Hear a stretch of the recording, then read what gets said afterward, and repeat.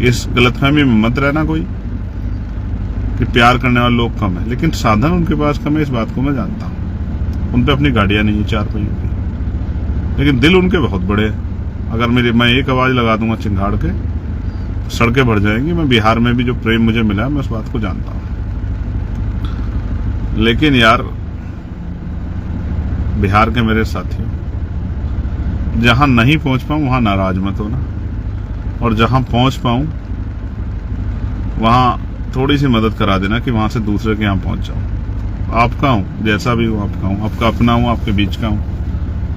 बड़ी मुश्किल से संघर्ष करके यहां तक पहुंचा हूं, और मैं अपने आप को बहुत धन्यवाद वो करता हूं कि कितने आशीर्वाद है महापुरुषों का मेरे ऊपर।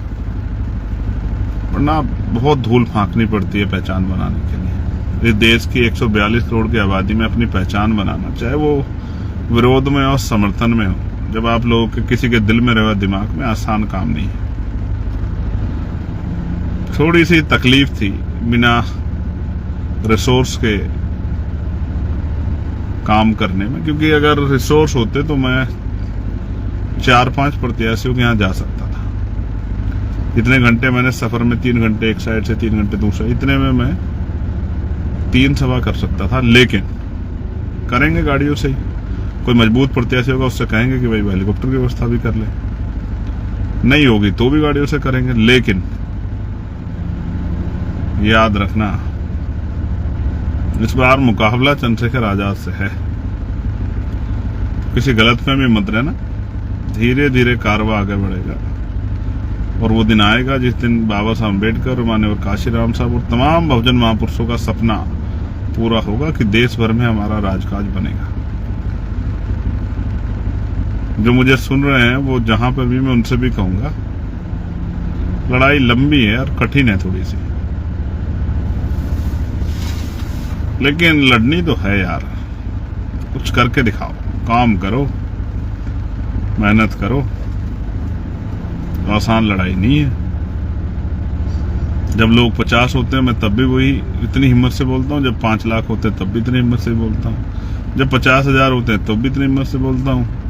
जब 5,000 होते हैं तब भी इतनी हिम्मत से बोलता हूँ। व्यक्ति से फर्क नहीं पड़ता।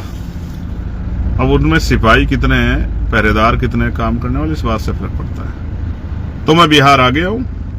कल हमारी एक सभा है, परसों फिर हमारी सभा है, फिर मुझे एक पार्लियामेंट्री कमेटी की मीटिंग में जाना है, फिर मैं वापस आऊंगा। इसी बीच में मैं बनते जी, जो कुशीनगर वाले हैं, जिनका परिनिर्वाण हो गया है, उनको देखने के लिए, उनके पार्थिव शरीर को नमन करने के लिए जाऊंगा, आदरांजलि अर्पित करने के लिए। इसी बीच से निकल के और फिर लगातार मैं बिहार में 9-10 तारीख तक प्रचार से रहूंगा। आप सबसे अपील है, डट जाओ, काम करो, और स्पेशली यहां बिहार में रिप्रेजेंटेशन इस बार बनाना है। यहां के नेताओं को लगता है कि यहां का 20% दलित समाज, उनका कोई आदमी डिप्टी चीफ मिनिस्टर नहीं बन सकता है। चीफ मिनिस्टर तो बड़ी बात है। यहाँ का 20% मुस्लिम समाज, उनका कोई डिप्टी चीफ मिनिस्टर नहीं बन सकता है। चीफ मिनिस्टर दूसरी बात है। हालांकि हमने उत्तर प्रदेश में घोषणा की थी कि हम लोग एक पिछड़े वर्ग से, एक अति पिछड़े वर्ग से, एक मुस्लिम समाज से डिप्टी चीफ मिनिस्टर बनाएंगे। उत्तर प्रदेश में हम इस काम को करेंगे। और मैं आज आपसे वादा कर रहा हूं, अगर मैं दुश्मन की गोली का या किसी अन्य उसका शिकार ना हुआ, हालांकि मैं भी मरने वाला नहीं हूं, तो मैं आपसे वादा करता हूं कि इस बार 2027 में उत्तर प्रदेश में वो करके दिखाएंगे, जिसके बारे में अभी लोग कह रहे हैं, सोच रहे हैं कि हो सकता नहीं हो सकता। लेकिन मैं आपको विश्वास दिलाता हूं, मैं आपका चंद्रशेखर आजाद, करके दिखाएंगे उत्तर प्रदेश में, और अब करने आए हैं बिहार में।